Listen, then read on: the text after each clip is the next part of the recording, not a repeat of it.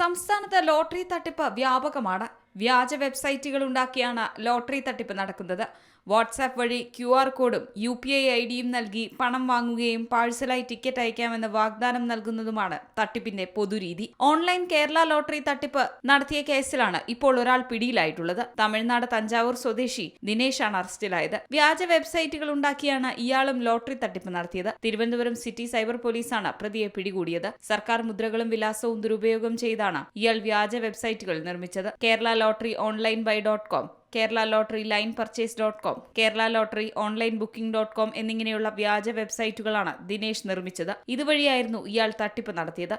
WhatsApp വഴി QR കോഡും UPI IDയും നൽകി പണം വാങ്ങുകയും പാഴ്സലായി ടിക്കറ്റ് അയക്കാമെന്ന് വാഗ്ദാനം നൽകിയുമാണ് ഇയാൾ തട്ടിപ്പ് നടത്തിയത്. ലോട്ടറി വകുപ്പ് നൽകിയ പരാതിയിൽ ഡൊമൈൻ വിവരങ്ങളും UPI ഇടപാടുകളും കേന്ദ്രീകരിച്ച് നടത്തിയ അന്വേഷണത്തിലാണ് ഒടുവിൽ പ്രതി പിടിയിലായത്. സംഭവത്തിന് പിന്നാലെ കേരള ഭാഗ്യക്കുറി ഓൺലൈനായി വിൽക്കുന്നില്ലെന്ന് പോലീസ് ജാഗ്രതാ നിർദ്ദേശം നൽകിയിട്ടുണ്ട്. G Malayalam news, Thiruvananthapuram.